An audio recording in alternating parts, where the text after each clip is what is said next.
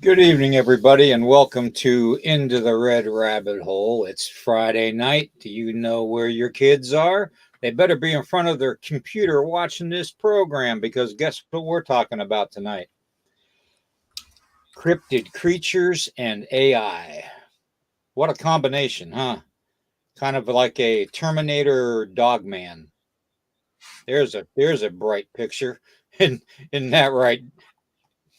Oh man. All right. Anyways, let me get the disclaimer out of the way and we'll get into the meats and the bones of this podcast.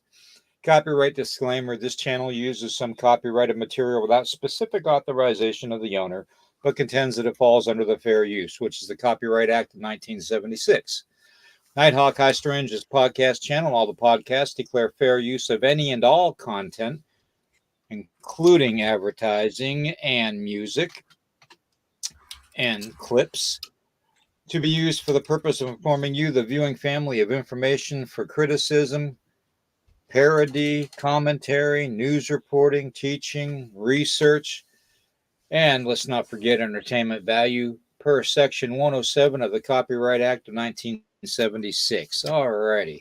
That being said, let me get that off of there and say hello to my little friend. Hey, Eric. Hola, ¿cómo estás? How we doing, brother? Hey, man, my brain is going 90 to nothing right now. Yeah, so we're doing good. Yeah. We're good. We're fine. We're good. Well, hello, Monica. And there's that Roxanne in the chat. She's got that E.D. Testerman guy to deal with. And there's Ida. Good to see everybody in the chat. I'm sure Stuart will be coming in shortly because he just messaged me. So, what a time to message somebody. Gemini Moon, good to see you. All righty. Let's see. All right. Well, we're just going to get into it. You know, everybody else will join us here over time, or make a comment. You know, I just putting together a podcast is probably the most stressful thing, because you're constantly trying to figure out new ways of looking at things. And, you know, it just kind of, you know, hit me, you know, about midweek, about Wednesday, when I put the schedule up for this show, that, you know, nobody's ever really talked about artificial intelligence and cryptids being combined. And I mean, we all know that there is this super, you know, secret super soldier programs out there that all the governments have. We know Russia did the experiments with human DNA and ape DNA, and all that. Sewing the second head on a dog too. I mean, that was just bizarre. But we know DARPA does some pretty weird shit too with human hybrids and stuff and animal hybrids. But what about artificial intelligence or maybe even cyborg? What do you think about that possibility, Eric? Dude, I can't. I mean, it is one of those things. It's like, holy crap! Why have not thought about this before? So when you start thinking about it, you're going, well, we know what the military does. We know the gene splicing they've been doing ever since the Nazi scientists came over to the U.S. during Operation Paperclip. And then you start realizing this probably has a lot of weight to it. Yeah, it could be. I mean, Yeah, it could actually be a definite thing, Having a yeah, cyborg dogman out there is kind of creepy if you ask me, though. But it is definitely a viable theory. I'm kind of curious to see what everybody in the chat kind of thinks too. yeah. I mean, we hear so many reports of them having issues controlling dogmen. That's why they focus more on the werewolves because they're easier to control because they keep most of their humanity. And then you start thinking, well, if you're even having issues with them, what's the next step? Let's build us a cyborg freaking dog man. Hey, I control that dog. You ain't got to worry about feeding it. Yeah. You ain't got to worry about listening to whine when it gets hit with a bullet. If it pisses you off, put a program in, and bam, you take care of that issue. I mean, it's definitely my brain is going 90 to nothing now. Now I'm starting to think about this, going, holy crap.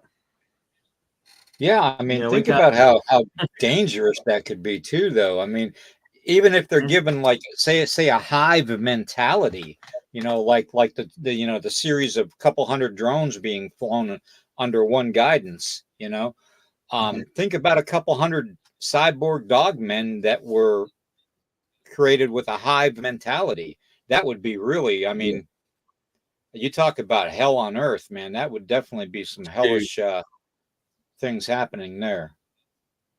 Yeah. It's man. Hey Don. Yeah.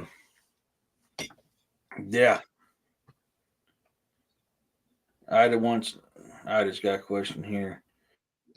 How does one make white ash for protection?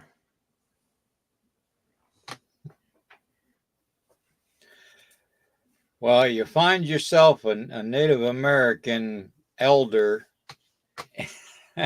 and you ask them if you can go to their fire pit and you respectfully give them tobacco and then they'll give you some ash. I mean, that's the white ash is basically just from like a sweat lodge ceremony or a prayer vigil or a humbletia fire, So I mean, it just as long as it has a native blessing over it or some kind of blessing over it, that's how you would get it. I mean, I could use fire ash from my fire pit anytime I want because that's what it's used for. So see, I told you Stuart would be here. Hey, Stuart. I'm kind of messing with everybody in chat, kind of putting out a little bit of short stories here and there, or little messages here and there leading up to a short story just because it's Halloween. Hey, Angelique. Stuart says he's got a lot of white ass. Mine's white and red. I got pimples on it. Hey, Angelique. Okay, this has gone sideways already. No, I mean, Yeah, just the whole concept of the AI technology being combined with cryptids, you know, it's just an interesting concept because something that's constantly evolving, you know, constantly evolving with its knowledge, like AI, combined mm-hmm. with the veracity of a werewolf or a dog man or a Bigfoot, um, or a lizard man. I mean, think about that. That would be a hell of a weapon to have. That really Yep. would. It would. I mean, because you can pretty much control program it to do whatever the hell you want. Then you got to put in the Terminator fear factor. And what if the AI system goes, you know what?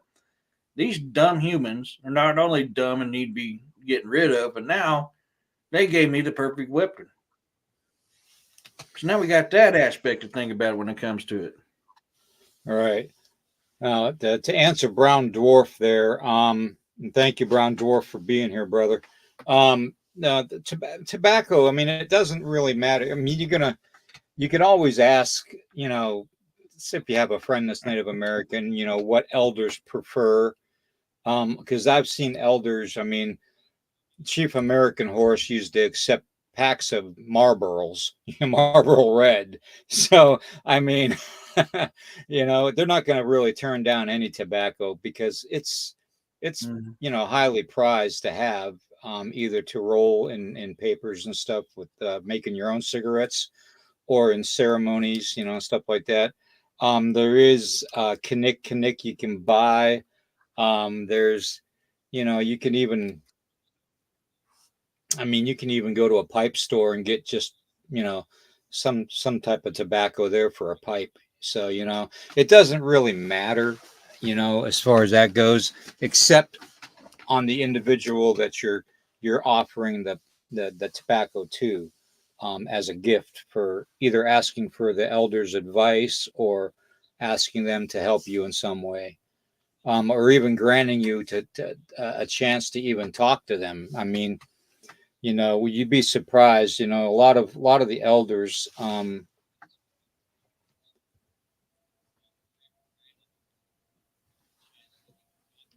You hear that? Mm-hmm.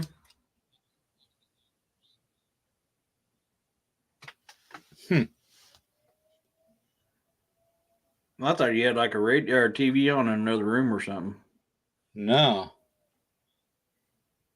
Uh-uh. No. Anyways, hey Woo, good to see you. Hey, Woo. Hey, Dead Dead Wolf. Wolf.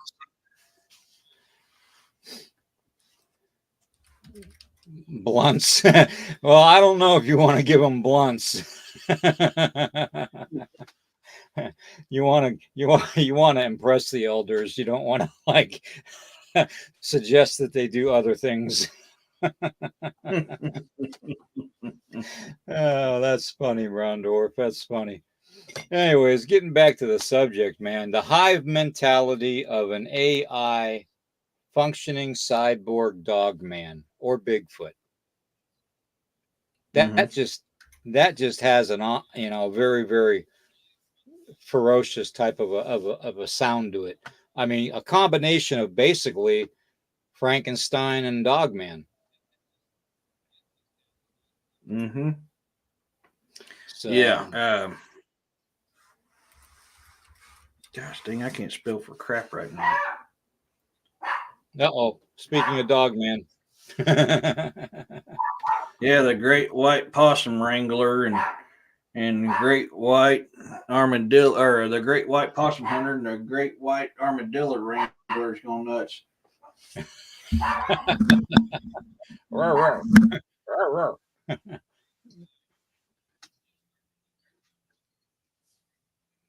Boy, they got awful quiet. I turned the mic off so it wouldn't interrupt. Oh, all right. Yeah, that's no bother, man. I'd rather hear a dog barking than hear it whining. Mm-hmm. So, but yeah, I mean, I don't know. I just thought that this was very interesting. Hey, Ray, good to see you. Hey, Ray. Savage, good to see you. But the whole Hey, concept, Sam. though, Sorry. with the artificial intelligence with the cryptids is actually, to me, it'd be fascinating to find out just how it would be done. You know, I mean, who knows? Maybe it has already been done. You know, maybe DARPA's already done something along that lines. Ozzy Sue, good to see you. Yeah.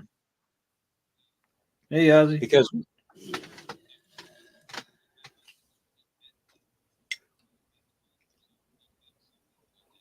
Yeah, I mean it. God, dude. I mean that.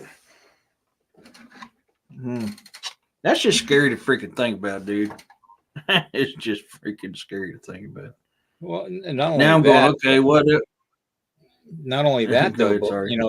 your theory too though of Oh. what you're going to talk about on your show, which we're not going to discuss now. We're going to save it for your show. Um, Kind of would go along with that too, though, especially with the super soldier program. Yeah. Yeah. I mean, gosh, dang, dude. That just gives me something else to. I ain't getting no sleep tonight. But think about it. If you got something like that going on, you're trying to get arsenal to protect yourself from this other stuff. Now you got to come up with a whole new arsenal to protect yourself from that. I'm like, Yeah, can anybody see EMP rifle? yeah, yeah. I mean, it's a creepy thing to think about, but the technology is out there. I mean, it really is. It's out there, and you just think about AI eventually will be able to do like the Terminator movie showed in the last movie, where they're making themselves, you know, and I just hate to see something like that possibly occur in the future, which I won't be here for. You guys will be stuck with it, not me. Um, or if it even happens right now. I mean, who knows? I mean, it's a viable theory. It really is. Mm-hmm. So, and you think about all the wars and rumors of wars going on now, and the escalation of it, that's happened in the last 24 hours. I Dude, wouldn't be yeah. surprised if some countries don't already have something like that going. I mean, look what Japan's doing with their robotic technology and AI. Mm-hmm. They're making robot soldiers, literally. You know, No. I mean, look, okay, so, a lot of people may not know this. Japan actually has robotic systems that they have transferred human thought. They have literally downloaded a human brain and transferred it into this robot. Hey, Richard, you know, it talks, it does interviews, it even claims to have emotion. If they're doing that, that most likely is old technology. yeah, yeah. Hey, I want to ask Woo Rider if during the Cleveland game, if they've got any vendors from Springfield, Ohio, that are serving cat on a stick. Yeah, I'm just curious. Just asking, Woo. I know Mhm. that was a bad one. I know I'm gonna have some animal lovers giving me some what fors. But yeah, I mean, Japan is definitely above the ahead of the curve when it comes to robotics and stuff like that and AI. Mhm. Um, I post every now and then a lot of the stuff from Boston Dynamics, and some of the stuff they're doing is incredible too. You know, and they already have a robot dog.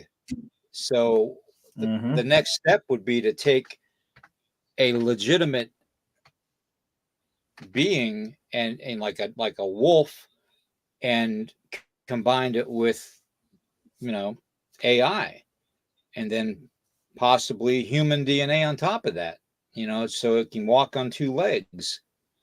I mean, it's Mhm. not that far off. Or if they have the capability, like all these BS videos that you see going around about secret operation group Medusa and you know all these other, super secret groups that go out and hunt cryptids and everything. Mm-hmm. You know, what if they do go out and hunt their own cryptid and they get a dog man or a Bigfoot, or a lizard man Mm-hmm. and combined it with some kind of cyborg AI technology. Yeah. Is this why we can't take them down when we hit them with rifle fire? Is the Yeah, fact I that mean it's metal. Wu says he wouldn't doubt they wouldn't doubt it. They'd probably charge like 20 Mm-hmm. bucks for it, huh? Yeah, 20 I had bucks that for a up there, and then beer.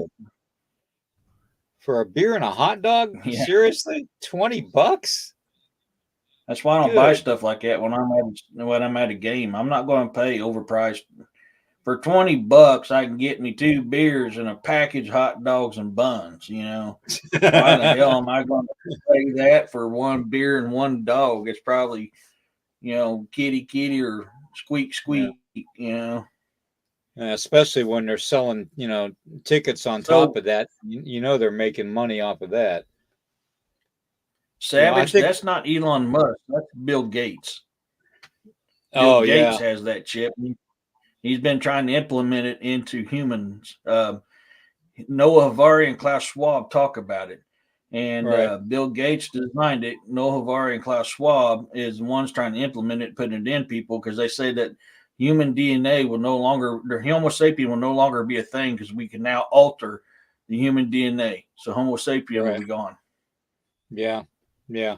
Yeah. The only thing that Elon's working on currently, other than his robots out there in Texas, and he's making them by the hundreds, um, Mm-hmm. is he's working with the Neuralink, which is supposed to be helping people that have, like multiple sclerosis, Mm-hmm.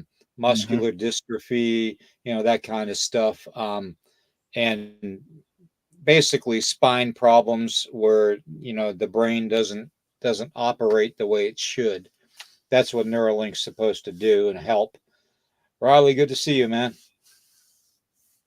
But yeah, I mean, it's really, I mean, if you think about it though, because right now they can command 400 or 500 drones with one remote at Mm-hmm. one time and make them all choreographed together. Just think about the possibility of 400 or 500 dogmen that way being controlled with a hive mentality. I mean, that Mm-hmm. is just vicious. You talk about a pack of wolves tearing something apart. I would not want to be on the receiving end of that. So that's all I got to Yeah. say. To Woo's comment here, man, yeah, I've known about that for the last 7, 8 years. That's why I don't eat McDonald's, especially their hamburgers. I stay completely away from the hamburgers because of that fact right there. Yeah. They are Well, the here's biggest buyers of it, but they're Mhm. not the only buyers of it. Exactly. Exactly. Well, I mean, I don't know if anybody out there eats pork or not, or bacon. I mean, I do, but I like my bacon gravy over biscuits. Got to have it. And Tracy makes the Hmm. best. But you know, they say that you don't eat. You're not supposed to eat pork. Okay, that it's in the Bible that you're not supposed to eat pork, and that basically it's because it's almost like cannibalism for humans because humans are, they basically are pork. So, Yeah. Oh God, I ain't had a good homemade buffalo burger in forever. Oh my God, y'all are killing me with food.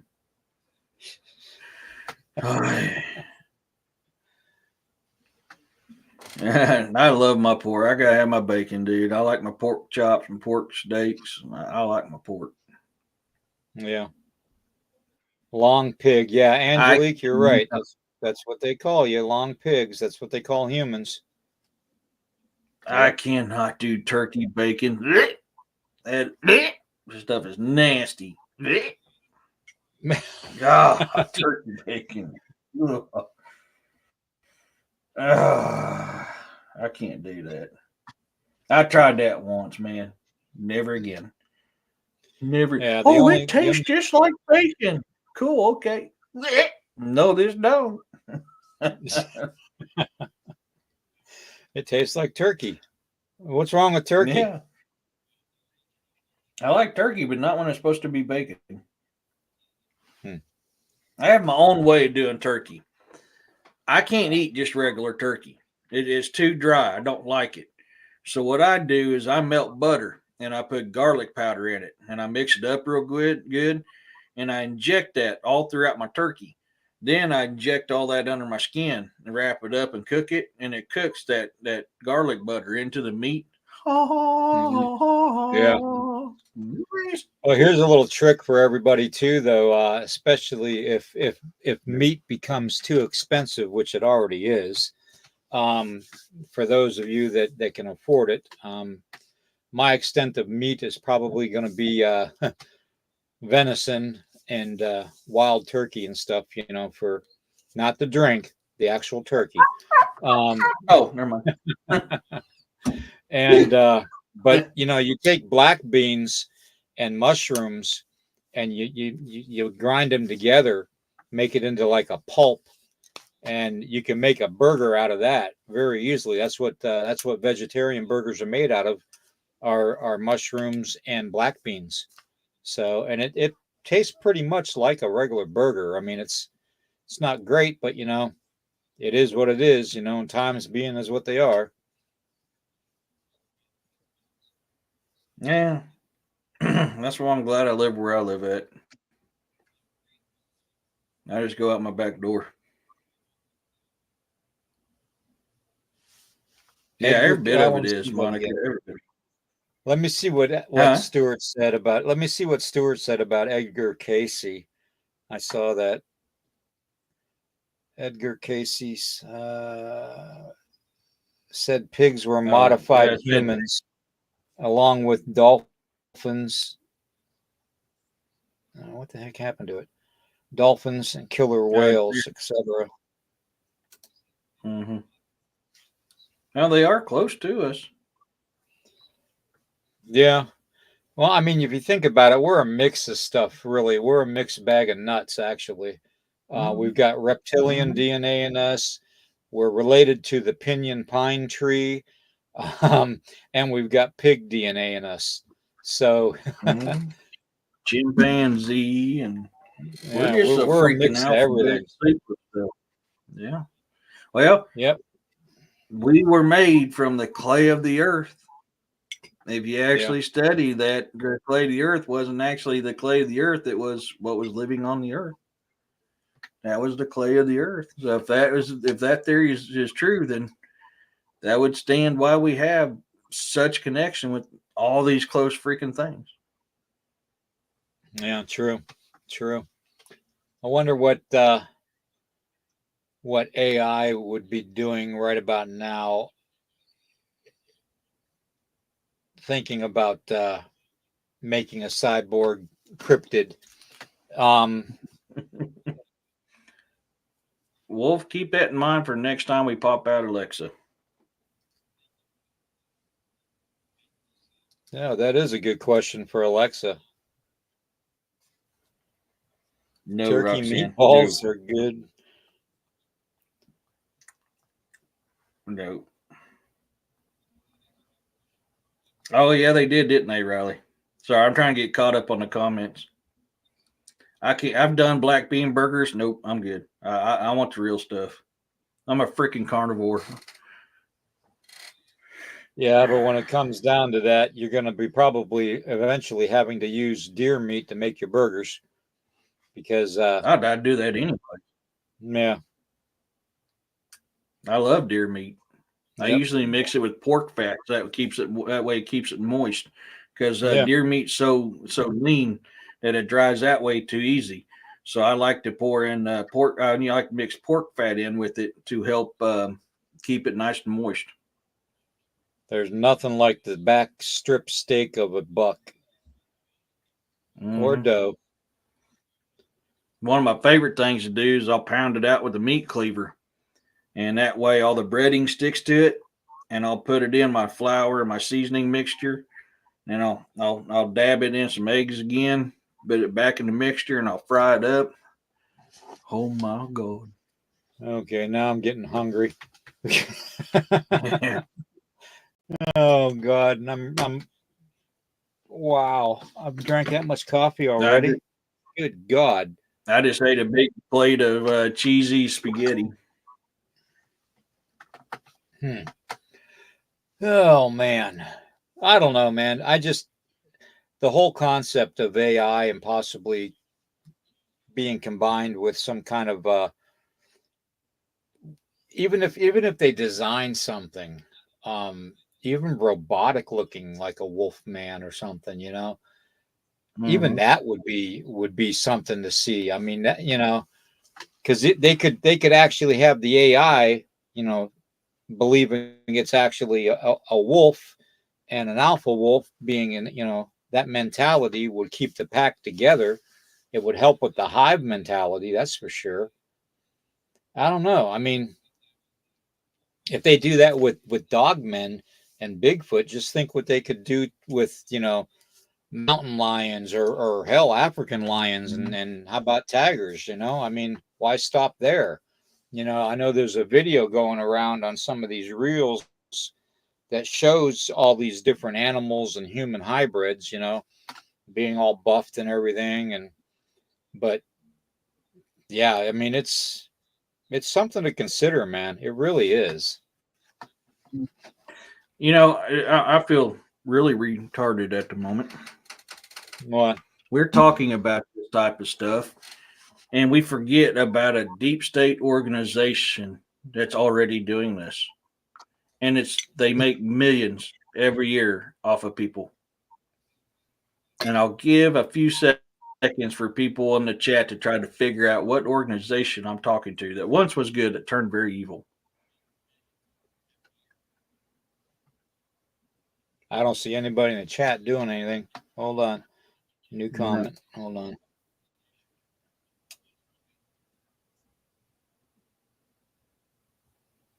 not FDA, Richard. Nope, not the FDA. I'll give you a hint. Hello, everybody.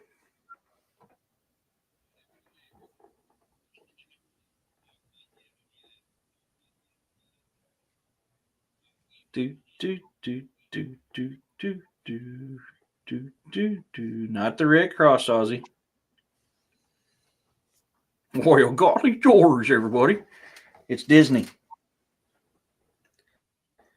Disney is one of the world's largest robotics buyers in the world, and they use the robotics on their rides and their amusement stuff all the time.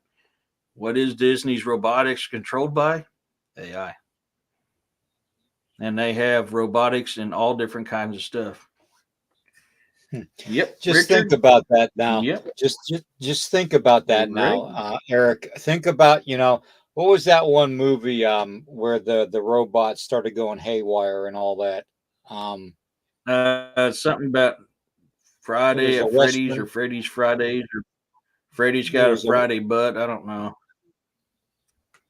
I can't remember the name of it, but they had, the robots started killing the humans, and it wasn't on accident. They actually became, they evolved. No, not iRobot. This is an older movie. It had the bald headed guy in it. Oh my God, what was Yes, his I don't. name? Oh, never God, mind. I was thinking of the recent one that came out was talking about it. no, it had. Damn, I can't remember the name of it. It God, there's was so it many. was I mean, set you on got like an old Terminator. western. No, it was set in like an old Oh, western type of a theme. Um,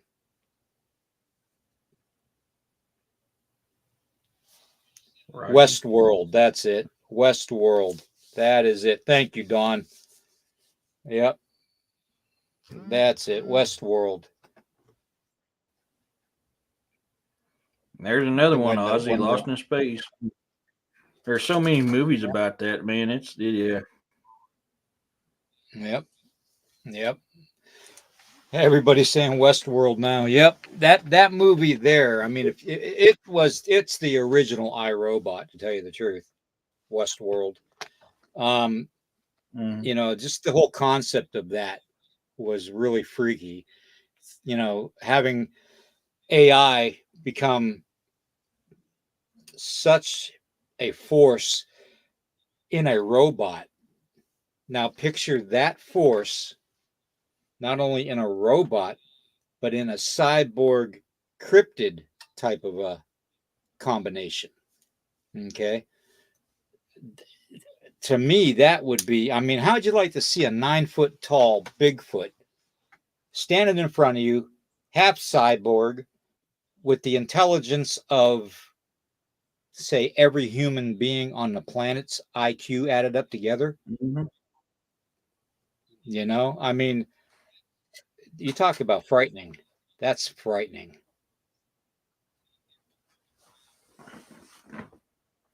Monica wants to know what year did it come out? Oh, God. Oh, the original one came out in, I think, the 80s, wasn't it? 1980, 79 or 80, somewhere around there. And then I don't remember if I've ever. the remake of it came out in 2004, maybe 2006, somewhere around there. Mm. Borgfoot. Oh my God. Yeah, Moose is really good, Don. Moose is really good. I'm about to get me a whole Borgfoot. mess of kangaroo. Brown Dwarf just probably has a concept for a good Hollywood movie. Borgfoot. Yeah, that's like, I had that up there while I was laughing. At. Like, yeah. Oh God, yeah. I'm fixing to have a bunch of roux steaks in my freezer before too long. All right, yeah, 1973 was Westworld, the original. It had So that's before I was God, I born. can't remember that. I can't remember that. Oh my God, what was his name? The bald-headed Monica, guy. 3 years younger. The bald-headed guy. What the heck was his name? He played in Little Why are Wolf and y'all picking Annie on too. bald people? Bald people Yeah, have feelings too. Come on. no, they don't. They lose their hair like Samson. They don't. They lose their feelings. Strength. Yul Brenner, that's it. Thank you. Roxanne's like on the ball tonight. Yul Brenner, that's it. I couldn't think of that name. God, what a usual Oh yeah, name. they've been. I should have thought about that. I've popped that up on the screen about 10 times now. Sir Anthony Hopkins, man, that's a good actor right there. If y'all get a chance, if you like classical music, I love Sir Anthony Hopkins. He does really great movies. I never knew the man can write music, but he writes a musical called a symphony that calls The Waltz Goes On. Wow, the damn thing is off the charts good. Oh man. Wasn't he the guy that played the King and I? Didn't he play in the King and I and in Yes. the Seven? God dang, it's one of my favorite westerns. I just brain farted, and they so just destroyed that movie. Seven. Magnificent Seven. Magnificent Seven. Yes, thank you.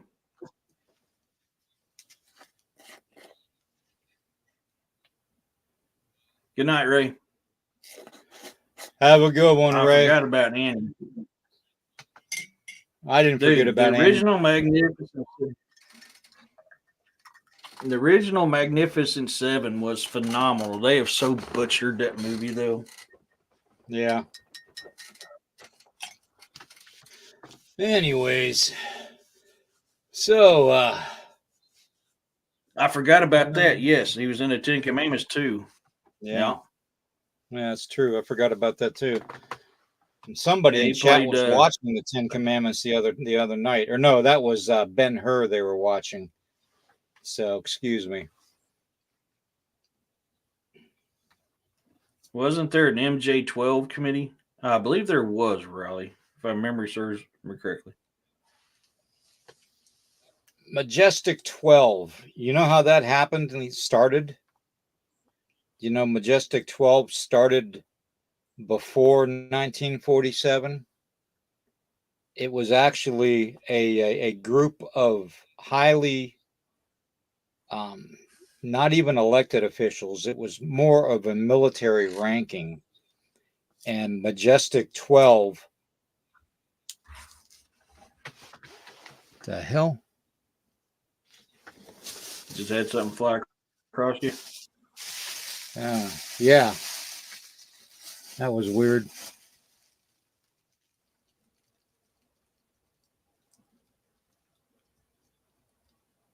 Depends on where from, Don, but yeah. Better not be my buffalo skull. See, I'll show you. George is right there. Okay. He's on top of my medicine bundle bag that's actually one of those big orange EMT bags. That's my medicine bundle. And it weighs about probably weighs about 60 pounds. Yeah. Because it's got all my stuff in it, my Humblatius stuff, my pipe, and all the other herbs and stuff. It's got everything I need.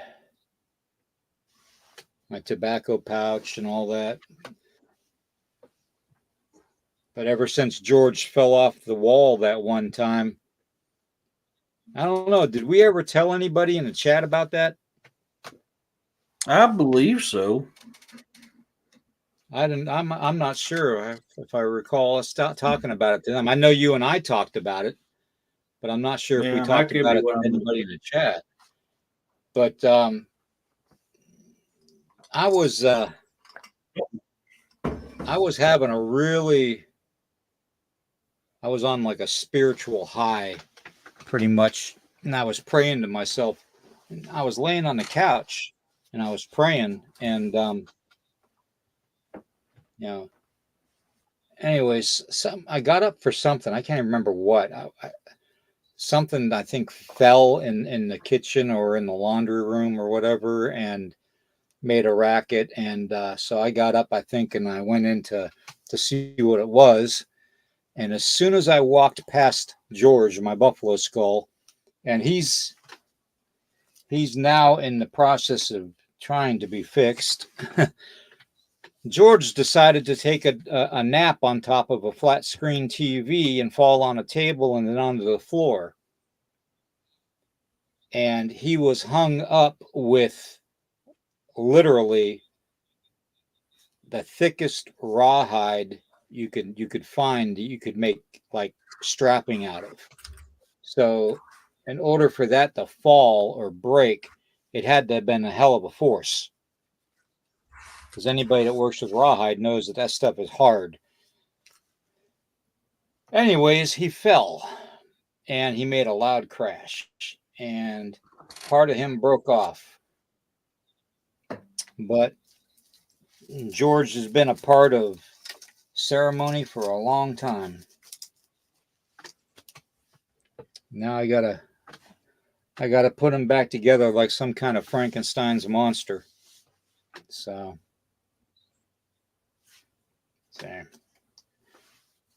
here's the part that goes around one of his eyes. Yep.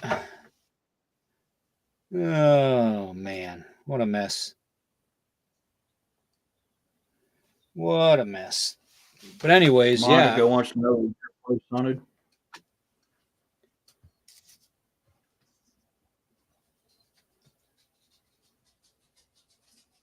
Well, let's just put it this way, Monica. It's highly active. It's we're situated on a Civil War battlefield, pretty much. One that Custer fought in, who is, like my family's worst enemy. And in fact, his family live south of us. So, anyways, but that's a whole nother story. No, Stuart, you don't use glue on something sacred. No, no, no, no, no. That's a big no, no. Um, no, George will get fixed. I'll fix him one way or another.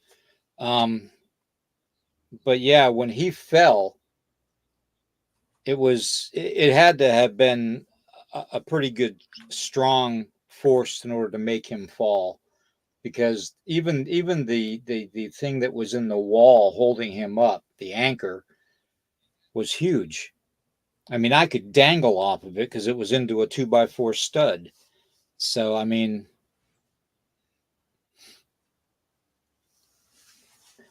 but yeah, we have here around our place, we have all kinds of weird stuff happening.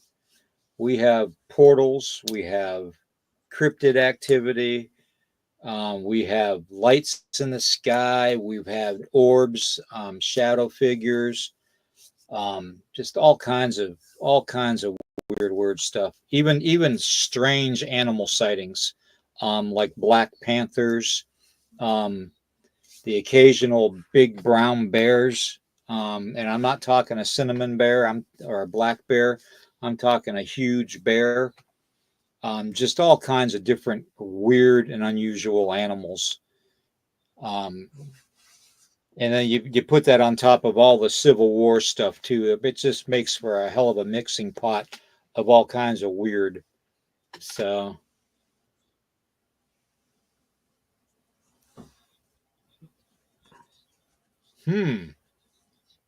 interesting, Sue. That's interesting. Yeah. Well, this buffalo skull, I'll show you in comparison to me. Okay, I'm a 210-pound man, and this is how big the skull is compared to me. Okay, so it is a big, heavy object. All right, sit back down. A big, heavy object. Trust me. Now I got. But anyways, in order for that to fall, and it didn't break the actual stud that was going into the wall, it would take a lot of force to lift it up off the hook and drop it. So we, like I said, we have all kinds of weird stuff happening here, and it is what it is. I mean, Eric has weird stuff happening in his place all the time too. So you know, and people that experience it more and work with the mystical kind of an aspect of things.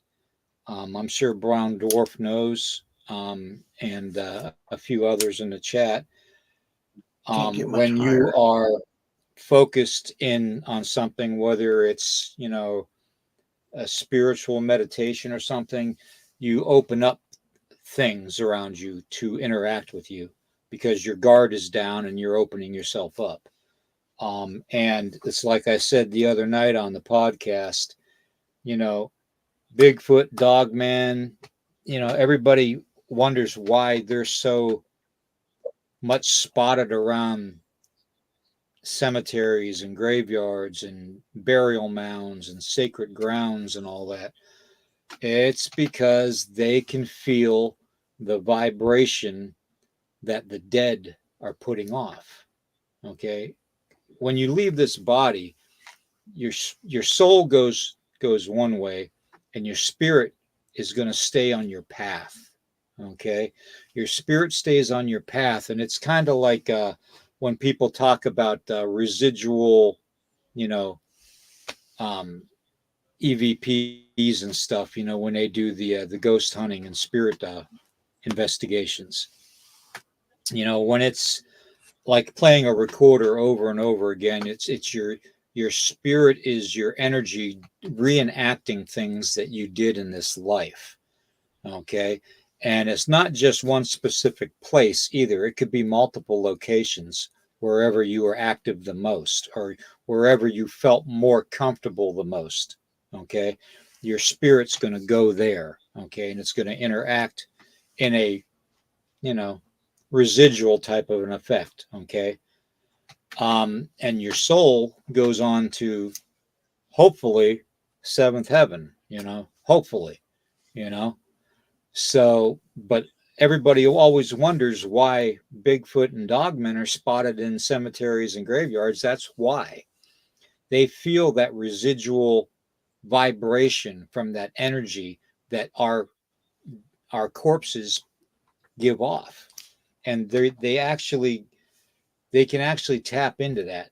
It's kind of like the other night I described it in the chat. Um, it's kind of like infrasound for a tagger. You know how a tagger, uses infrasound to stun its prey and to basically scare it so much that it can't move. Um, it's kind of that way with the cryptids and graveyards and cemeteries and sacred grounds. It's that energy that draws them there. They sense it. Okay. Um, it's not because they're there to get at the bones or anything like that. It's just the way it is. Gugway, well, everybody has their opinions about that. Um, to me, Gugway is one of the four types. But at least that's what I was taught growing up. Um, but we always called it Bear Man, because we likened it unto the bear because it had the snout, um, the short bear snout, and it was big and bulky like a bear. Um, and of course, to the native people, to my people especially, the bear was our first medicine man.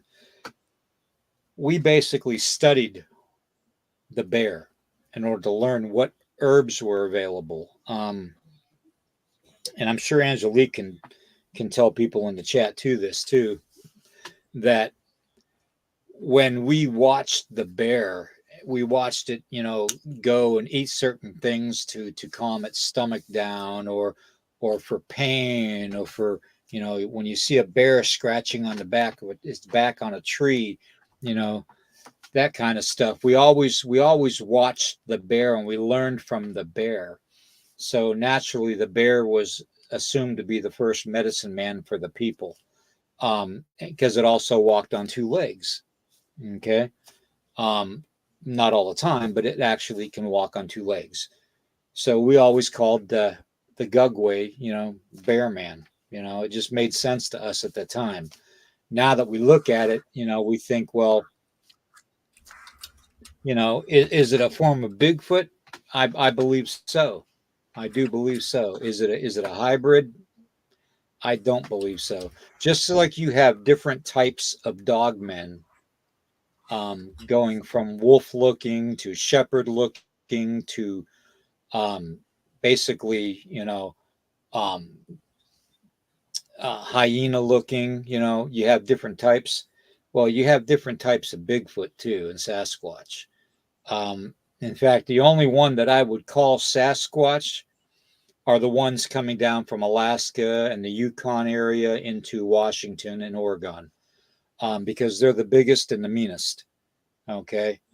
Um, there's been reported sightings of them being over 15 feet tall, sometimes even 20 feet tall. Um, to me, that's a giant. Um, then you got the smaller ones that come up from South America that basically went across the lower parts of the 48 states, the lower 48s, in the swamp areas, and stayed there from Florida all over into Texas, and inhabited the swamp areas, along the Bogey Creek is one of them. So What Sorry, was I'm that? replying to people's comments. There's several questions. She was asking if bear meat's illegal to eat in the U.S. No, bear meat is No. so good. Yeah. Yeah, a couple of the questions too. Let me get back up here. Ida wants to know: does the spirit suffer while the soul is separated? No, it doesn't. It doesn't. See, your spirit and your soul will always know where each of it is. When one's in heaven, just because our soul goes to heaven, basically doesn't mean that it can't come back and watch over our families that are still here. Okay, our relatives. We have that, with God's permission, with the Creator's permission, we have that ability to watch over our loved ones that are still here. Um, the only difference is that, and this is what I've learned over time, and what I was told, that when our spirit is in us, your spirit inside this body is that the thing that gives you your sense of fear, your sense of anxiety, your sense, it's that connection to all those feelings, okay, which is the reason why it's connected to the residual energy of this plane, okay.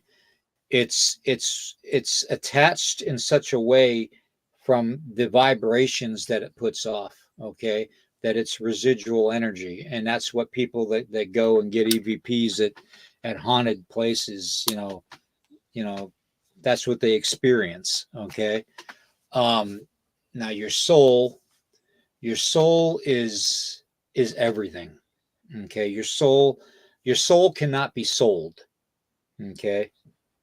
You can lose your spirit, but you can't lose your soul. You can't sell your soul to the devil because you never owned your soul.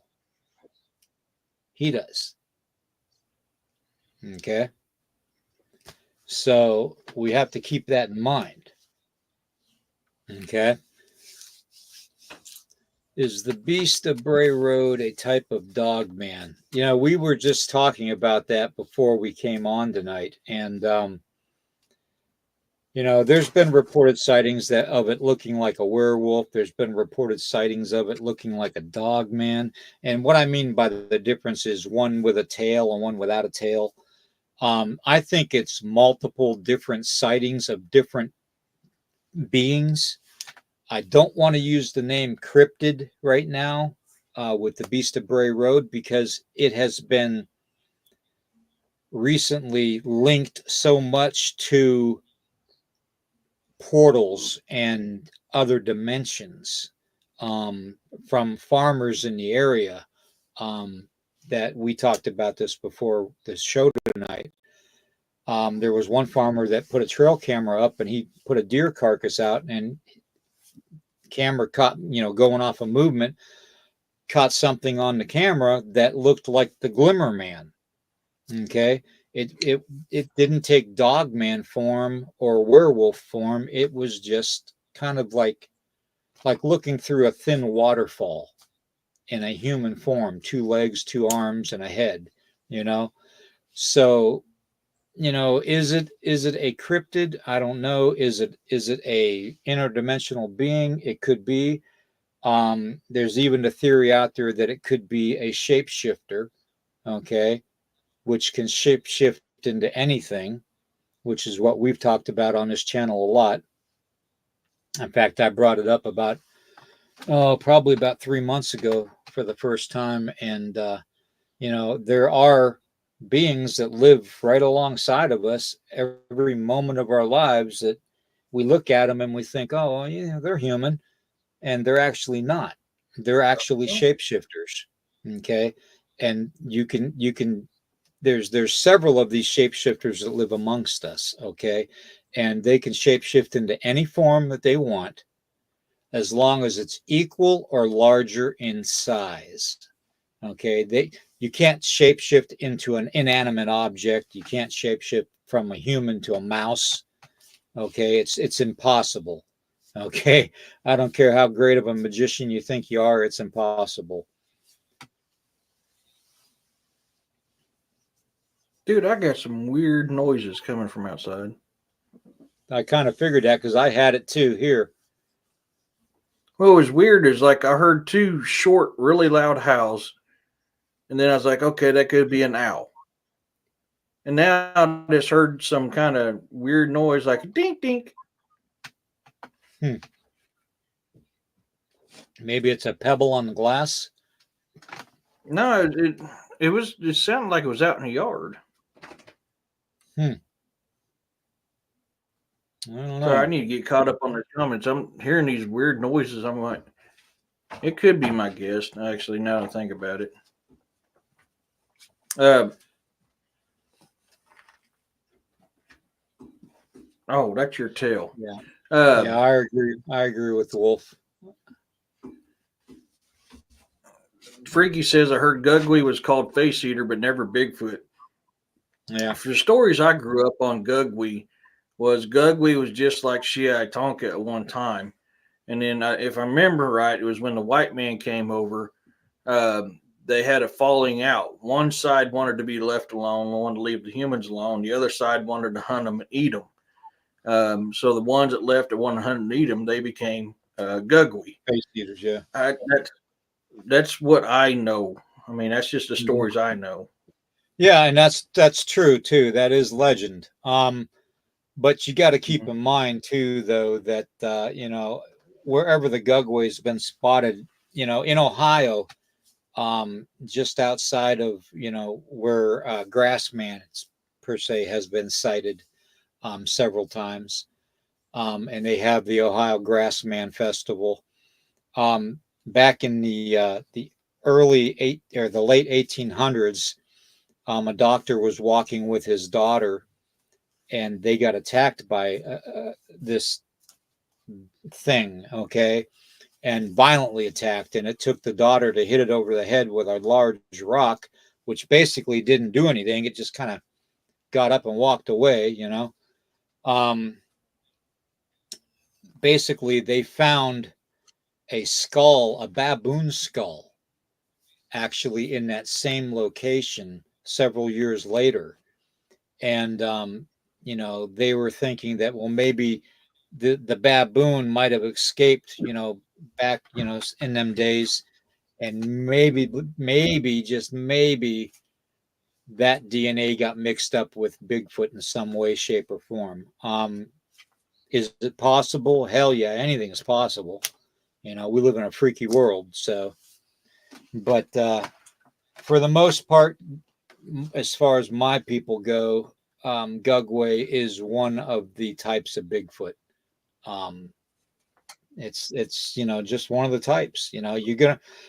Bigfoot is gonna be just like we are. You're gonna have humans that, depending on where they live, they can either be nice to you or they can be mean as hell to you. Okay, and if you're living in a place that's,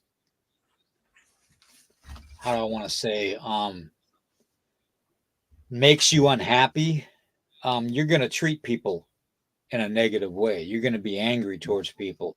If you've got to fight for your food, or or other beings for your food, I mean, you're going to be as your environment dictates, and that's exactly the way Bigfoot are. So, you get a toothache, you could be mean, you know, especially if you don't get it fixed, because the infection sets in, the pain gets severe, and you get irritated easily.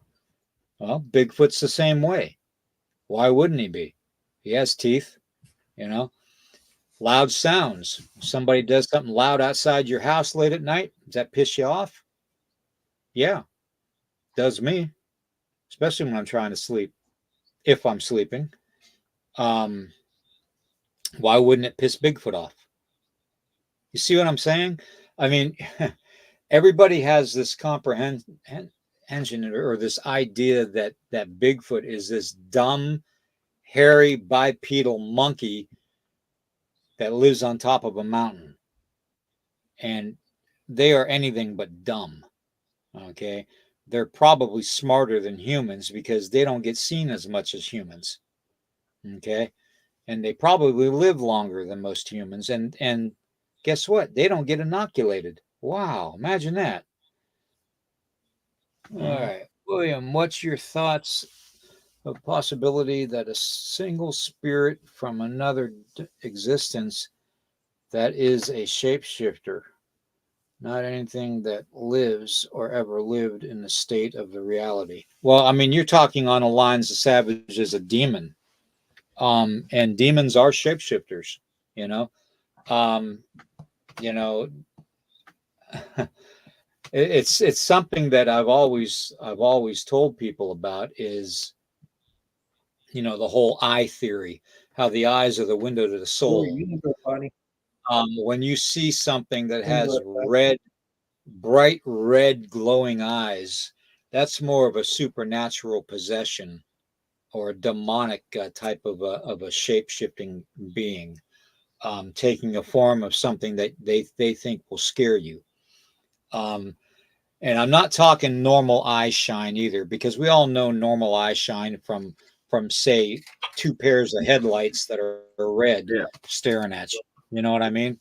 So there is a difference. Um, but yeah, demons can shapeshift. I mean, there's been reported sightings of gargoyles, and stuff like that in Texas, and to me, that would be classified as a demon, typical, appearance of a demon. So, bat squatch is another one. You know, how about sheep squatch? Sheep squatch is another one. There's so many of them out there that are just, the combinations are so far fetched that it's unbelievable. Okay, Lake Worth monster. Think about that one too in Texas.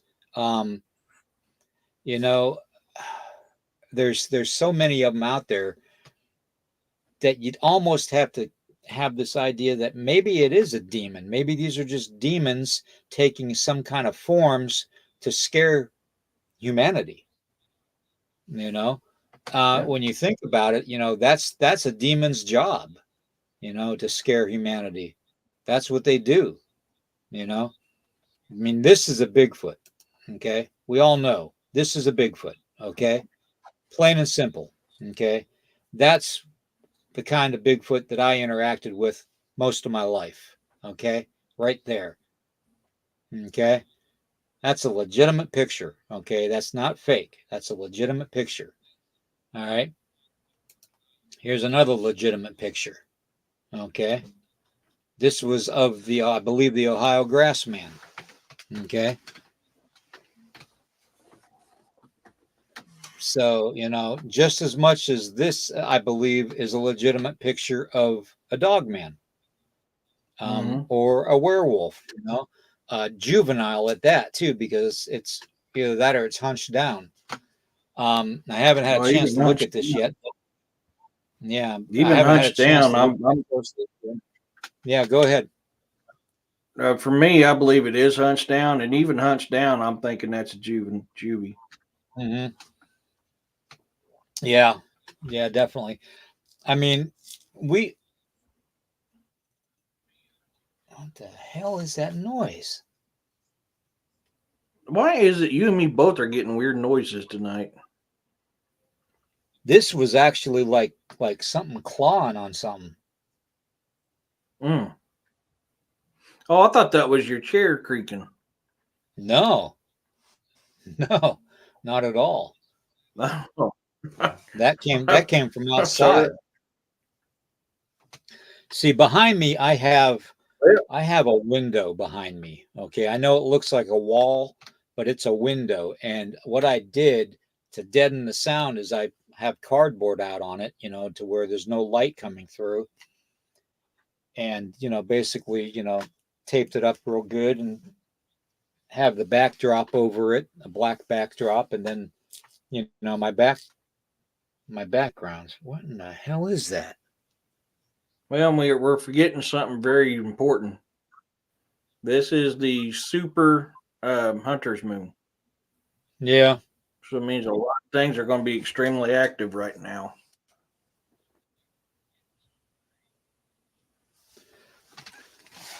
Ugh. I got my toothpick with me, so I'll be good.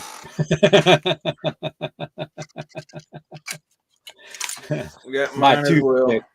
toothpick. Never leave home without it. Oh,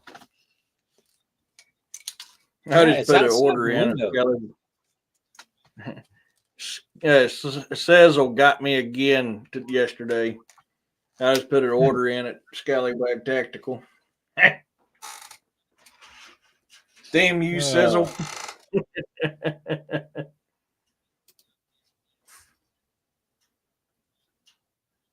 Last 3 nights, all 5 adult cats have been on the bed at night and staying all night. Well, then them cats can sense something, that's for sure, Roxanne.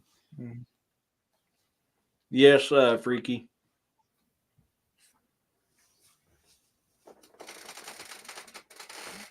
Yeah, yep, definitely. Yeah, what I've got going out here that sound like them short howls. Yeah, I was like, it could be an owl. They're going, whoo!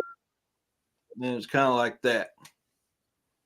It did that twice. Then you heard something kind of like a bell. Dink, dink. You don't have a metal roof, do you? Not here. I do on my shop. I do on my old trailer, but my shop's roughly 100 yards from here. My trailer's probably about the same, a little bit more. Well, maybe that dink dink that you heard was a rock hitting the roof from that distance. It sounded like a dink dink, but it could have been a bang bang. Could have. I mean, it's in the same direction that them two woo came from. Every time you do that, something happens behind me. I've heard the 500-pound owl before, Roxanne. That thing will ring your eardrums and vibrate your chest. I've heard that right out here. I know about the 500-pound owl. Well, I was like, it sounded like a weird wolf howl in a way at first, and I got thinking, no, it's fall time. So it's probably going to be them owls because around this time of year, the owls come a little closer to the house. Normally, you got the hoot owls, and they're hoo, hoo, hoo, hoo, hoo, out there. And we got one, I can't remember what it is. Every now and then it does go, hoo. And I mean, this one sounded a little bit different, but similar. William, with the Dogman reports where Dogman is close to burial grounds or other possible sacred places, would they be considered demons or maybe some spirit that is allowed because of circumstance? Actually, it's I wouldn't classify a dogman or a Bigfoot when they're on grounds that have the remains of whether it's indigenous people or non-indigenous people. I think it's just that they're attracted to the energies. Um, you know, the vibrations. Yeah, we put off vibrations every second of the day.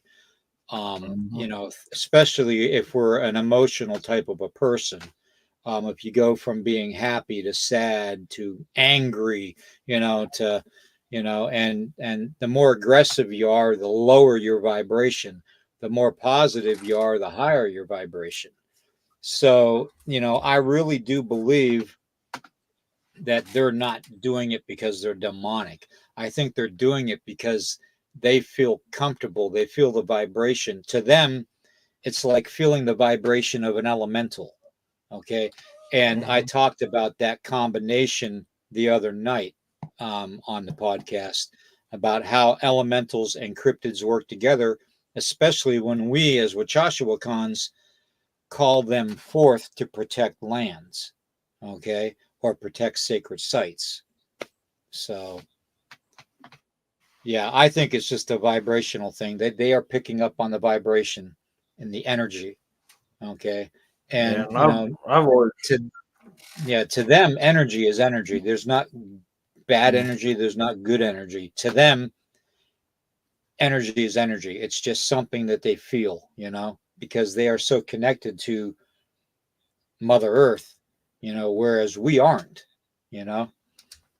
Perfect example is if you're walking around outside. My wife reminded me today of it. Tracy reminded me today of this, I tell people all the time, take your shoes off when you're outside for a couple minutes a day at least, and walk on the grass or the gravel or whatnot, the dirt, so you can get that connection and get that energy from Mother Earth. And she mm, reminded me today of that. I didn't do it, so I went out in my bare feet today to look at the moon with her. So it is what it is. We are all connected to Mother Earth in one way, shape, or form. Okay. It's like Chief Seattle said, we are all part of the spider's web. What we do to the web, we do to ourselves. And it's true. We are all connected. What we do to each other, we do to ourselves. mm. We just lost that, you know. So Bigfoot, Dog Man, Lizard Man, they're all going to be the same thing. They're all going to be, connected in such a way that they can feel things and sense things just like, normal people can. So, Mhm. and you have your good and your bad ones just like you do with people. So, I Yeah, and I grew up always being told that most of them are guardians. So they guard graveyards and they guard sacred places. They're also been told I've been told they guard families that they've grown attached to. They've been yeah. known to do that as well. Oh, they follow you. They'll follow family. Mhm. If they actually adopt you as a family member, they will follow you across this country. Don't Mhm. ask me how they do it, but they do. They have that capability. They can follow you. Okay. They're that good. All right. Yeah, I mean, I learned that firsthand. So Yeah. I had one that was Monica mad at wants me to, because I went into the military. So mhm. Monica wants to know, are fairies elementals, and for me that's a yes. Just like most yeah, supernatural yeah, things, they're tied to one element or another. yeah. Yeah, they're a form of elemental. Any type of a supernatural entity is going to be an elemental type. Especially when they can work with the earth medicines and stuff and the earth energies, which fairies and fae do. There's fae that live inside granite boulders. That's one of the Hmm. theories that the 411 missing peoples talks about, possibly where your humans are going.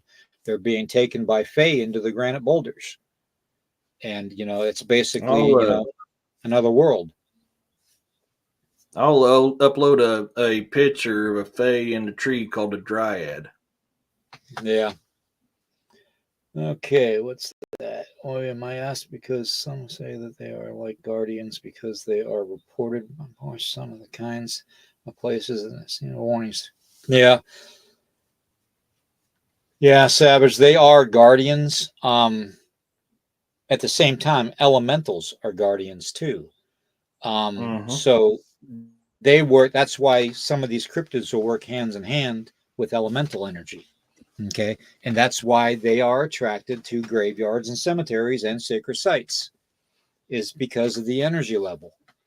So everybody talks about how Bigfoot goes in and out of portals. Well, if you think about it, a portal is pure energy. Okay. Of course, they're going to be attracted to portals. Now, whether they have the capability to open them up or not is another thing, or is an elemental opening them up for them. There's that connection, and a lot of people, they just, like I said, they assume that Bigfoot is just some big dumb hairy ape on a mountain somewhere, you know eating its own feces, and it's not that way at all, you know at all. So, some of them are human looking, some of them look almost Neanderthal, um, others look more chimpanzee looking. You know, and then you have the gugway looking ones with the bear snout. You know, I mean, we called them bear man. To us back in the old days, it was a bear, a walking bear on two legs, because bear was the only thing we knew that walked on two legs other than man until we had the dog man. Mm-hmm. So, Yeah. Monica, this may help you on your questions. These type of fae are known as dryads. In some cultures, are tied to the nymphs, but they live in trees. So if you come across a tree like this right here, this is a picture that I took here on my property. You see how it's got a lot of human characteristics to it. This is what they tell you, that inside this tree lives a dryad. And I will not cut this tree down, because if I cut this tree down, then I kill the dryad too. So this is just kind of some things to look for when you're out there in nature. I'm gonna show you all something too here. I want you to keep in consideration. Okay. Everything we do, damn it, come on, get over here. Everything we do respectfully. Okay. We always do things to be respectful. Always plant tobacco. Always offer tobacco. But when you come across the tree, put your picture back up there. I'm going to show people some things here. Okay. This is chaga. Okay. Chaga comes from the tree. Oh, wait a minute. Let me go here. No. Where the heck? It's reversed. Oh, you got it. Yeah, it's reversed. All right. Damn it. Anyways, comes from the bumps on the tree. Okay, on certain types of tree. And when this is harvested and made into healthy tea, actually, it's supposed to be done in a way to be respectful, to not harm the elemental within the tree. If you harm the elemental within the tree, then it's said that you're not going to be having that great of a life. Let's put it that way. Because if you get an elemental curse on you, it's worse than any other thing you would ever imagine. From a spell casting point of view. Elementals, you got to understand, especially the older elementals, the ones that were before mankind and possibly even before dinosaurs. The oldest elementals are the wisest, and they are the most patient. Okay, they will let you know when you're doing something wrong. It's like going to basically running in, like the legend of running into a Bigfoot. If you run into an elemental, you're meant to interact with it for some reason. Okay. As in everything, when you go out into nature, you make sure that you do it respectfully. Okay. I know there's several people in the chat right now, and Angelique's one of them, that can tell you firsthand, when you go out there, you definitely want to go respectfully. You want to go, and don't go empty-handed. Take tobacco with you, take a feather with you, take something that you can offer.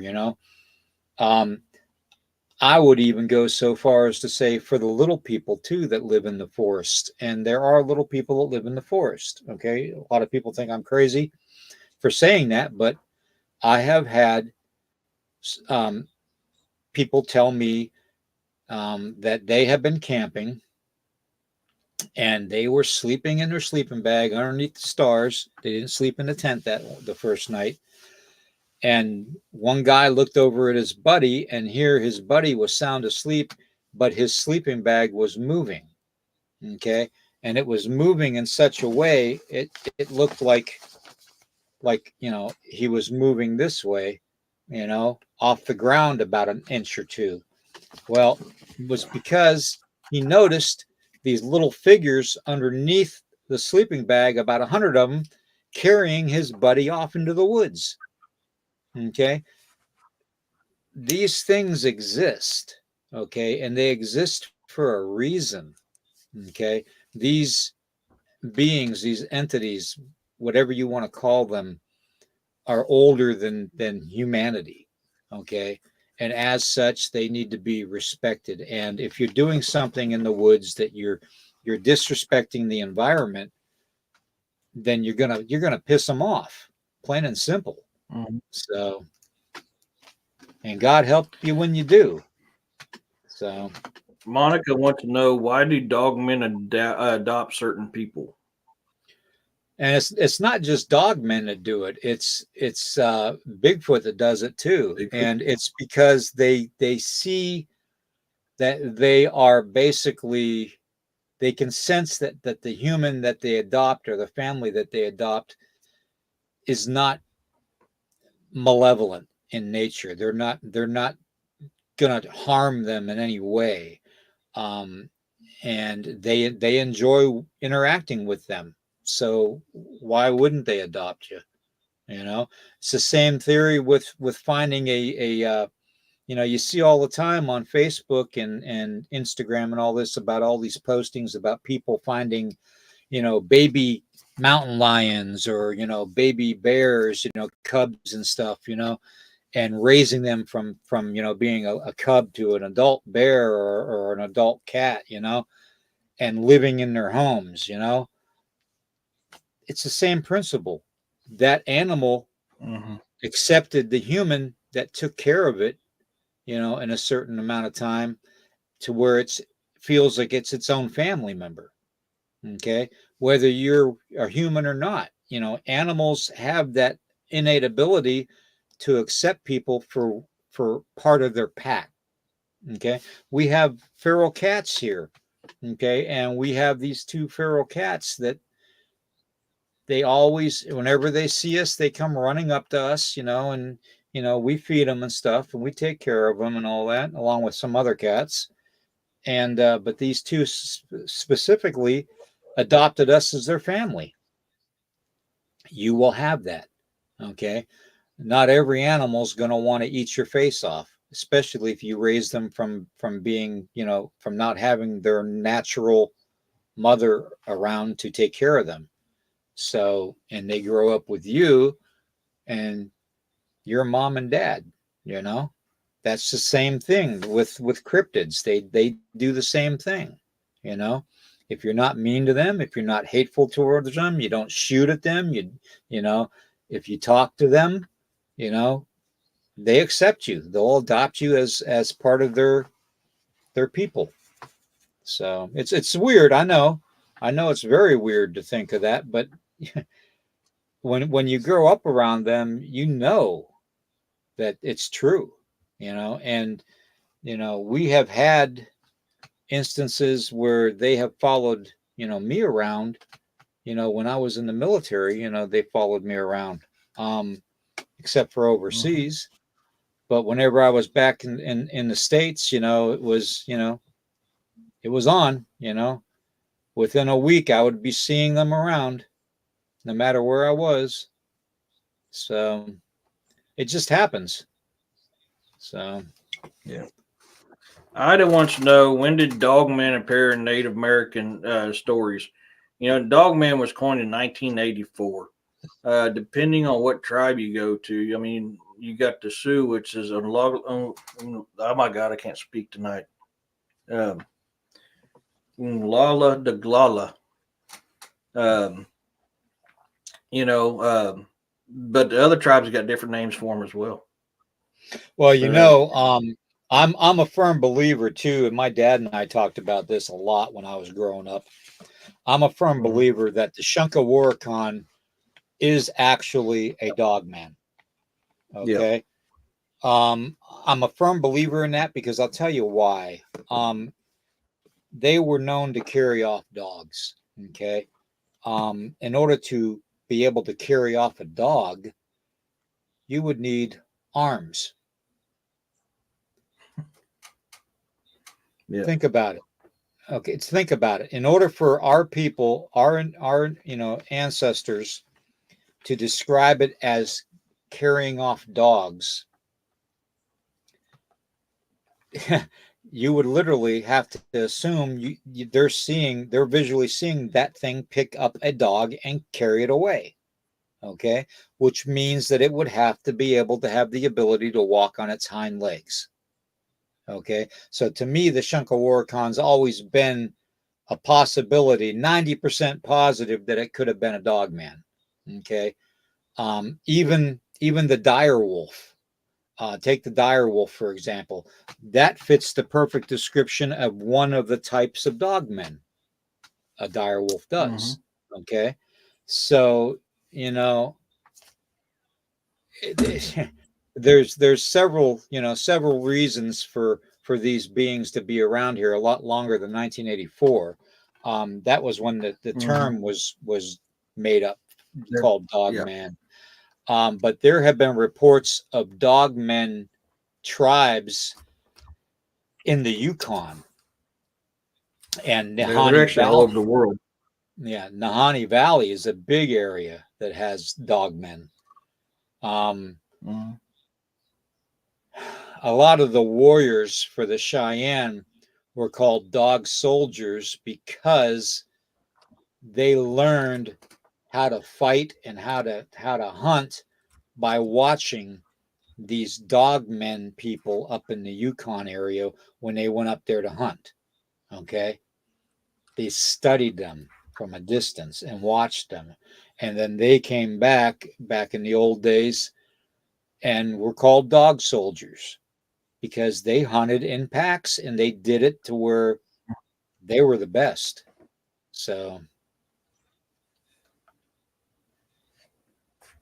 Yeah. I mean, we're watching videos of dire wolves still possibly being here. right. I mean, we're getting giant videos of giant wolves. Are they Right. AI? Quite possibly. Are they real? Yet again, quite possibly. Well, I mean, if you think about it, your average wolf is going to be big anyways. Okay, Mhm. my father and I, we had a female wolf that we raised, and she was a purebred timber wolf, and she was huge. Her paws on her Mhm. were bigger than my hand.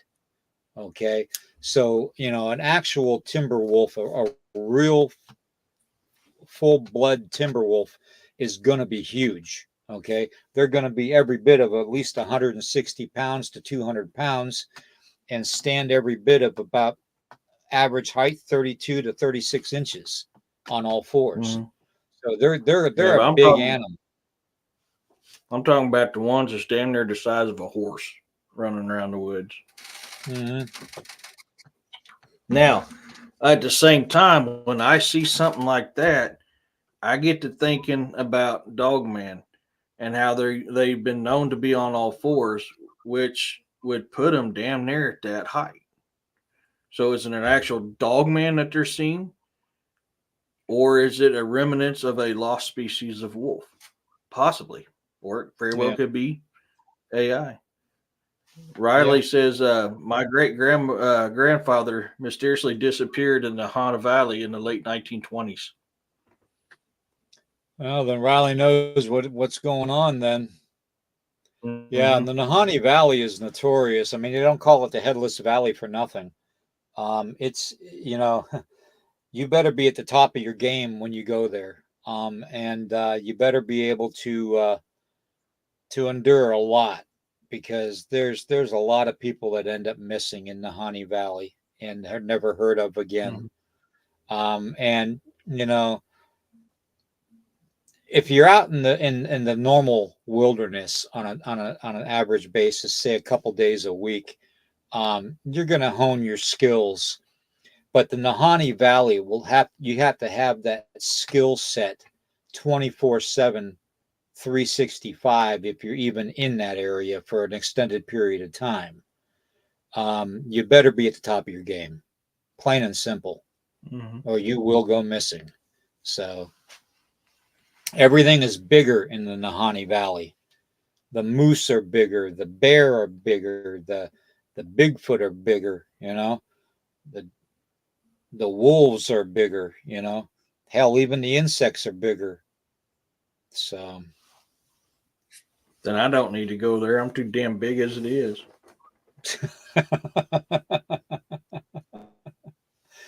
uh, anybody But else no, I got mean, any? and I agree. I agreed. There's with the chat. Roxanne and Lawrence talking about they believe that dire wolves are still around. I believe that too. And if you hear some stories up in Canada of the people live way out in the middle of nowhere, they to this day will tell you they still see mastodon running around that thing out there. I Well, mean, there there is was still. there's a part of Alaska, Eric, that Mhm. the USGS put these sensors in that they always constantly go off at one certain time of the year, and that's usually after the Mhm. ice breakup in Alaska. And they get these very, very active readings of the ground vibrations up there being tremors like a earthquake. And Mhm. one of the researchers went up there one time and was flying over and swears to God he saw the woolly mammoth or mastodons walking Yeah. and causing the seismograph readers, the ground equipment, to Mhm. go off like an earthquake. So, Didn't he I take a mean, video it's of one crossing a river? yeah, yeah. So, I Yeah. mean, your guess is as good as mine. I mean, are things actually extinct? No, I think when mankind says something's extinct, take the xylithine in Australia. You know, Mhm. they said those were extinct. Well, now they're finding them all over New Zealand. Down there, Mhm. and being recorded and stuff. Um, Yep.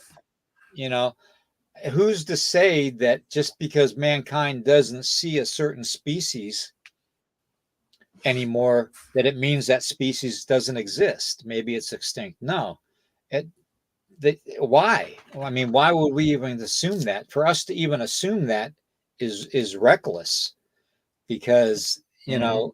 look at the billy ape. They never knew the billy ape even Yep. existed, and it was called the lion killer. Okay, the lion killer. Okay, Mhm. as big as I a mean, silverback gorilla and as strong as 10 men. Okay. mhm.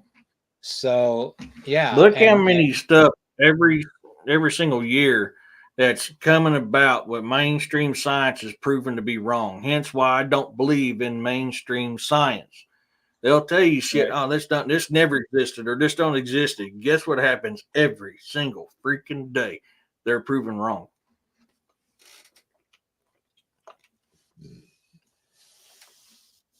I saw something about Yeah. vampires in the chat. Well, who is that? Yeah, Oh, that's Lauren, Lauren. I'll Good to pop it see you, up. Lauren. Thanks for So supposedly vampire. my ex say he a vampire too. He has dabbled with, and he thought I didn't or would not see through the crap, but he had already fessed up to practice his spells on me to meet manifest me as like why. Hmm. So he was supposedly a vampire. Okay. Mm-hmm. Now, here's the thing with vampires, and I'm a firm believer that they exist because I've studied it in depthly. Um, Anybody can go back and look at my shows on YouTube and Facebook and find the vampire ones, where I divulge certain hidden symbols, marking territory, feeding grounds, and stuff like that. But then you've got your different types too. Okay, and that's where it gets a little gray when you're dealing with vampires. You have your energy vampires. okay, who are people that just drain your energy all the time, who basically thrive off of other people's vibration, okay, and steal that energy from their vibration, okay, and kind of like what cryptids do for cemeteries and graveyards and sacred grounds, because they're actually feeding off of that vibration too, and that gives them strength. So you have the energy type, and then you've got the Mm-hmm. type that actually drink blood but don't have the fangs, okay, or change into a bat, okay, that are just basically vampire cults, okay. They are cults that drink human blood, okay. They either pay somebody or they coax somebody into letting them, like take some of their blood out of their vein or something, or hook up an IV bag, that kind of thing, and then drink the Mm-hmm. blood. And then you have the old world vampire type, which are shapeshifters, as far as I'm concerned. They literally are shapeshifters, but they do drink Mm-hmm. blood, and they are the kind that do bite you in the neck and bite you in the wrist or the ankle, okay, which kind of freaks me out because about a year ago I had a bite in my ankle, and I swear to God it was a snake bite, but it actually could have been fangs. Um, It was Tracy. any, yeah. Anyways, Love you, Tracy. yeah. Oh, Real quick, Riley, that was Molokla Bimbe. He terrorizes boats on the rivers, and it's one of the smaller versions of the long necks. But yes, that's what you're talking about. Yep. Actually, yep, did a show on that not too long ago. yep. Say the name again. Molok Mbimbe.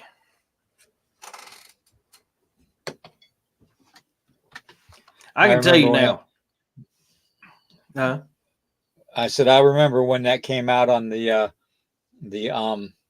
one Monster Quest show when back in the day. Makele yeah, Mobembe. Josh Gates even went after, tried to find it at one time.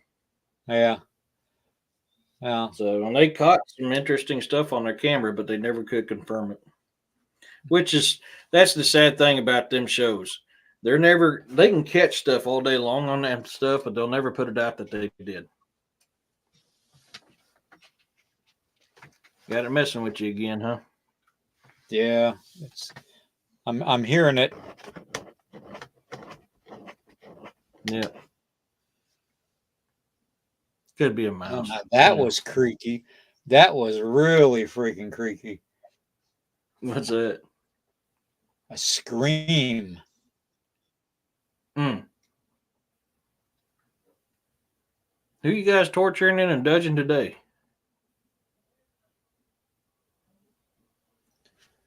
That came from the mountains on the other side of us. Ooh. Uncut has a question. William, if the Dogman reports you've heard of, how many do you come across that has fog related with it? Actually, quite a few of them. Um, yeah, fog is not uncommon. Any type of weather anomalies usually are associated with cryptid sightings. Um, and at that point, I mean, you have your normal fog. We all know what normal fog looks like. Then you have your intelligent fog. Okay, what I like to call spirit fog. Um, it moves and does things almost like it's alive. Okay, and there are things that live within that fog. Okay, supernatural beings. So I kind of liken it almost like that one airline or airplane pilot encountered off the coast of Florida when he went into the electronic fog, and it transported him like 4 hours ahead of time or something like that. Yeah, I kind of 4 or 6. that's the kind of fog. Yeah, yeah. That's the kind of fog I'm talking about. It's like a fog that has an intelligence about it. We've dealt with it. Tracy and I dealt with it here a couple years ago, a couple summers ago, and it came right to the tree line, but it wouldn't come out any farther than the tree line. And the closer I got to it, it moved backwards. So it was really weird. And I call it spirit fog because it's alive, you know. Um, is it is it around because of a certain type of energy coming from the ground? Because we're here on a Civil War battlefield, basically. So it would make sense if it was Wait a minute. spiritual, you Wait know. a minute. Yeah. So, but I don't know. Yeah, it's spotted with it though. Angelique says my daughter-in-law saw a dog man in the fog. See, exactly. Monica Exactly. says a couple weeks ago it was around 4 in the morning, and the fog was so thick under the streetlight it was moving and moving fast. Yeah. See, the movement is almost like it's being directed, by something to move in a certain area, or to go a certain direction. It's really really freakish when you encounter it. It'll send a chill down your spine when you encounter that type of fog. So Yeah, residual energy. Riley says have heard of people seeing black figures in the mist in misty conditions. mhm, definitely, yeah. I mean, and I think it's all connected to the whole energy thing. I really do. Um, I'd be interested to find out if like there's more reported sightings of living fog around ley lines than there are in other parts of the world. Just to kind of get a feel for how or where they're attracted to. So Uncut says thank you for your answers, William. I didn't see dogmen in the fog, just the fog very close to the same time I saw the dogman, like a few days apart. yeah, well, there was an incident up in upstate New York, back in the late '90s, I believe it was, where this family basically moved into this house out in the middle of nowhere up in upper state New York. And I think the closest neighbor was like 5 miles away. And they actually had a fog move in on their property. And they were sitting out on their front step and they were drinking coffee or something real early in the morning, before he had to go to work. And basically ended up seeing several different types of dogmen, or whatever you want to call them, werewolves at the time, in the fog, come out of the fog. And they said that these ones, they they they didn't realize they were there being watched from the front porch of the house, until they basically got up out of their chairs and went into the house and closed the doors. And then those beings, those dog men or werewolves, whatever you want to call them, um, came out and basically, harassed them and tried to get in their house.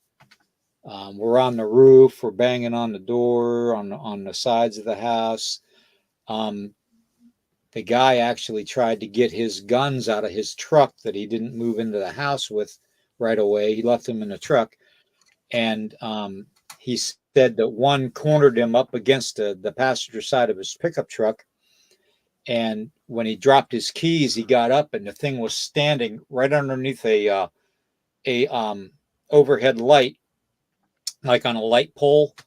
And he said that this thing was like right there, staring at him and growling at him.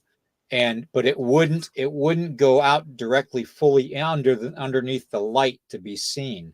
It stayed within the shadows behind that light beam. So is it something supernatural? No. Is it something alien related? Could have been. It could have been, because at the same time, the guy reported seeing strange lights in his field and lights in the sky. Is there a dog man out there that is alien? I wouldn't doubt it. I mean, I would give it some serious thought.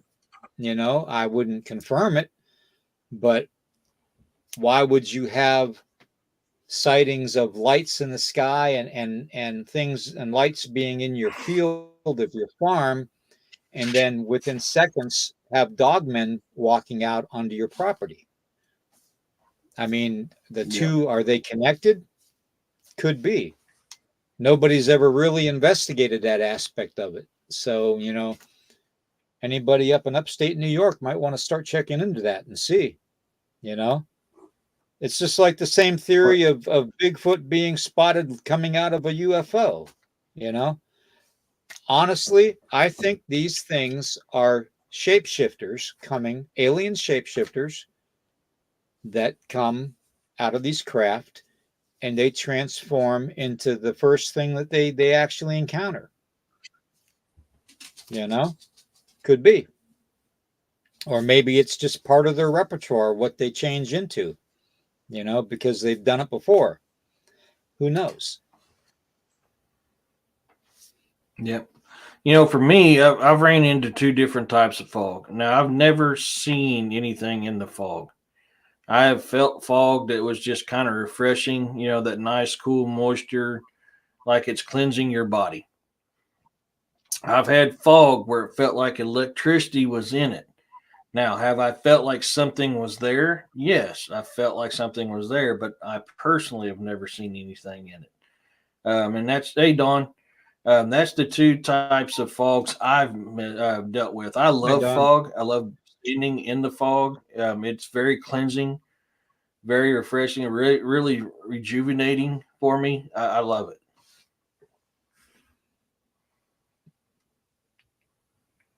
I'm not hearing any noises anymore. I think they got Monica says, Monica says, Lon Stickler has talked about this detective that went to his back door and opened it up and seen a dog man on his back porch and slammed the door, and the dog man busted through his door and tore his kitchen up. Huh. Guess he should have made him a bologna sandwich.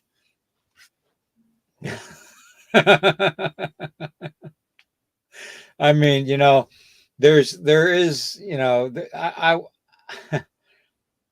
I don't know. I would not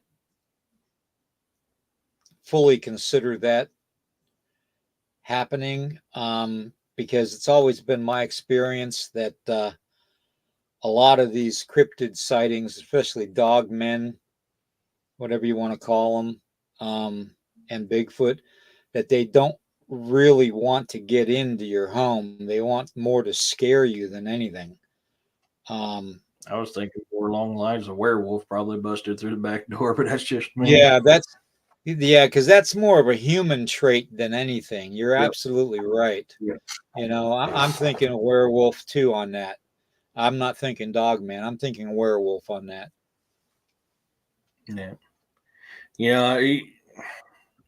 That's not to say that one couldn't. You can run into a bad attitude one, but most commonly that's associated with werewolves. I talk about it.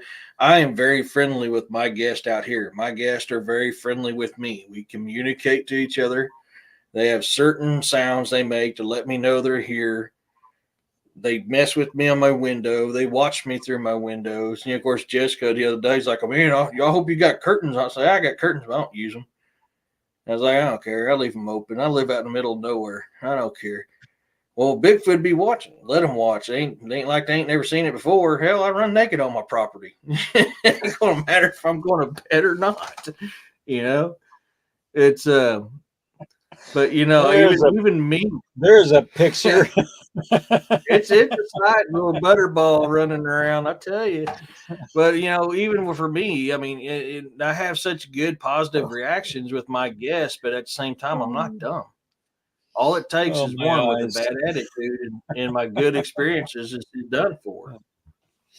Uh, Yeah, and that's kind of what my book was based off of, Riley. One of my latest books that came out, Vangerian Guard book, One House of Battle, was based off of that right there. And it wasn't Dogman, it was werewolves, and that they created. And when Project Paperclip came over, a lot of them gene splicing scientists came over here to the U.S. and commenced it over here.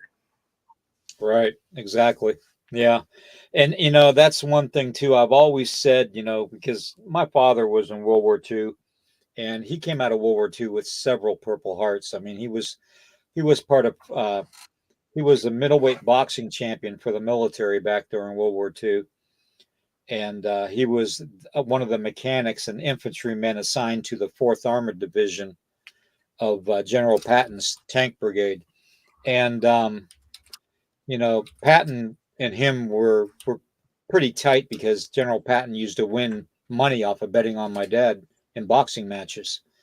So, long story being shortened, um, my father always told me that he had a sneaking suspicion that, along with several other the weird things that he encountered during World War II with Patton, um, that he always thought that we didn't win the war, that we basically just agreed to call it quits, and so we could have all their science and scientific stuff and scientists over here to do our bidding, instead of, going on and dropping the bomb on Germany.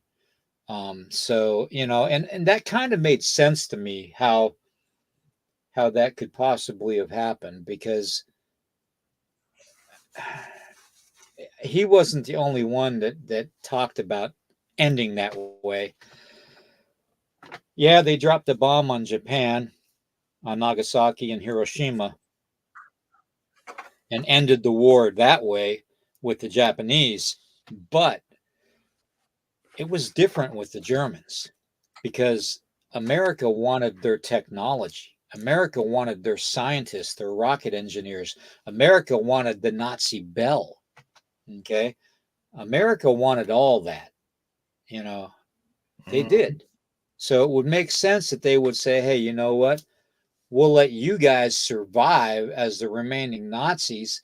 You come to our country, we'll protect you. We'll put you in with our societies and our scientists, and you can work on these programs. Well, I think what happened over time is those programs and those scientists got so embedded into our military and our government and our CIA, our FBI, our FDA, every aspect of this country, including NASA,